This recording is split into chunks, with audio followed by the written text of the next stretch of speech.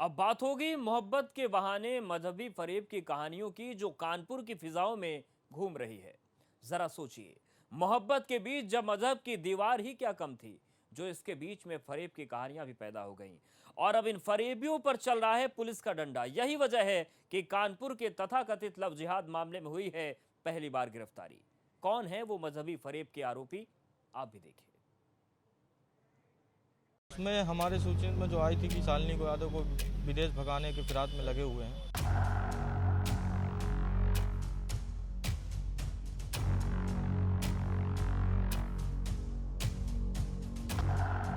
शालिनी को विदेश भेजने की तैयारी।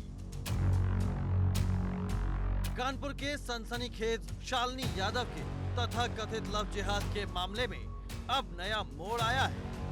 शालिनी यादव के भाई का आरोप है कि उसकी बहन को आरोपी फैजल खान विदेश भगाने की कोशिश कर रहा है। लव जिहाद और मजहबी फरेब। शालिनी यादव कांड में पूरा परिवार इस बात को साबित करने की कोशिश कर रहा है कि उनकी बेटी के साथ मजहबी फरेब कर उसे जबरन जाल में फंसाया गया है। यही वजह है कि परिवार पुलिस के सामने दर्ज करवा रहा है अपनी मौजूदगी। शालिनी को विदेश भगाने की तैयारी। उसमें हमारे सूची में जो आई थी कि शालिनी को यादव को विदेश भगाने के फिराक में लगे हुए हैं, क्योंकि हमारे यहाँ जो है परसों वाले दिन LIO जो होते हैं वो आए थे जांच पूछने के लिए। तो क्या वो वीज़ा के लिए अप्लाई किया उसने? हाँ, वीज़ा के लिए अप्लाई किया, तभी तो आए होंगे हमारे, लेकिन वो पूरी बात बता नहीं रहे थे, छुपा रहे थे। शालिनी के भाई विकास यादव का दावा है कि उसके घर पर पहुंची थी LIU की टीम, जिसके बाद शालिनी के विदेश जाने की बात सामने आई है। भाई का सीधा आरोप है फैजल पर बहन को देश से बाहर भेजने का। शालिनी यादव से फिजा फातिमा बनी मामले में एक नया मोड़ आ गया है। दरअसल शालिनी यादव के परिजनों का आरोप है कि शालिनी यादव और उसका कथित पति अब इंडिया छोड़ने को लिए तैयारी कर रहा है और वीज़ा जो है उसको लगाने के लिए उसने अप्लाई किया है। वहीं शालिनी के भाई का कहना है कि उन्होंने पुलिस से गुहार लगाई है कि शालिनी यादव को जब तक पूरा मामला खत्म ना हो जाए तब तक विदेश जाने की अनुमति ना दी जाए। विकास का कहना है कि जब तक पूरा मामला खत्म ना हो जाए तब तक शालिनी और उसके कथित पति को विदेश न जाने दिया जाए। वहीं पूरा मामला अब DIG के दरवाजे तक पहुंच गया है, जिस पर जांच बैठा दी गई है।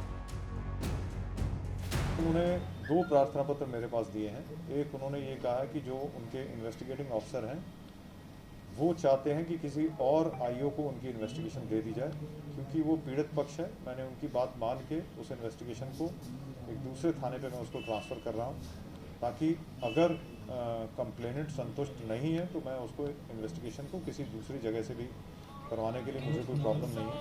तो वो इन्वेस्टिगेशन के IO मैं चेंज कर रहा हूँ।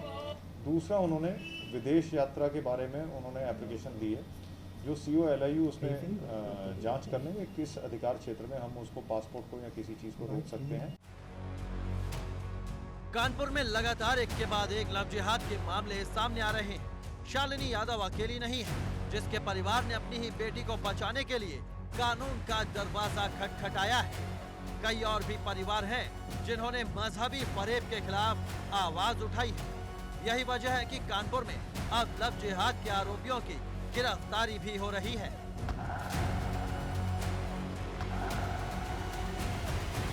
कानपुर में एक के बाद एक लव जिहाद के मामले सामने आ रहे हैं, तो वहीं पनकी थाना क्षेत्र अंतर्गत दर्ज हुए मुकदमे में पुलिस ने कार्रवाई करते हुए 2 अभियुक्तों को गिरफ्तार कर लिया है।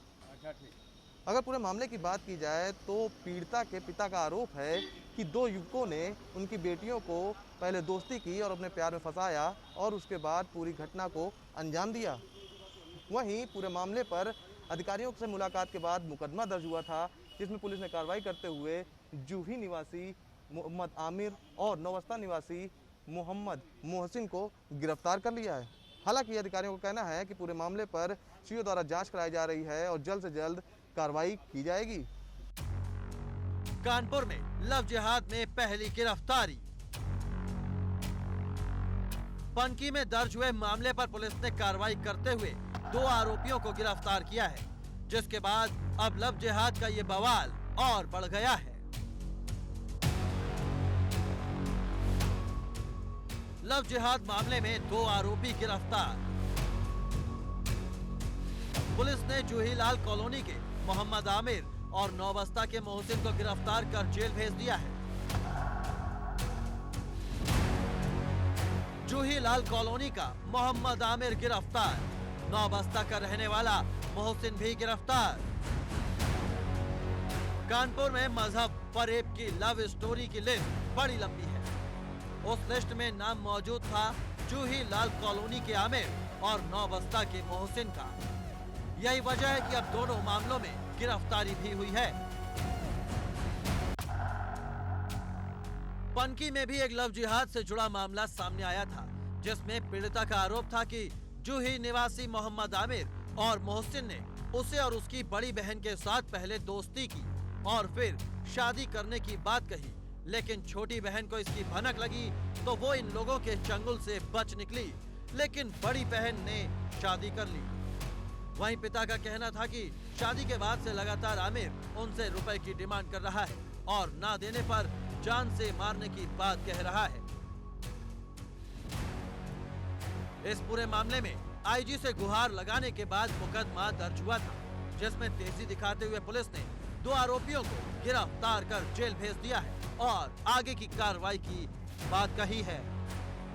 देखिए, पनकी में एक मुकदमा लिखवाया गया था एक बच्ची के फादर के द्वारा, और उसमें उन्होंने एक्सटॉर्शन का भी बात कही थी कि उनसे पैसे मांगे जा रहे हैं। इसी बेसिस पे वो SC/ST का मुकदमा कायम हुआ था।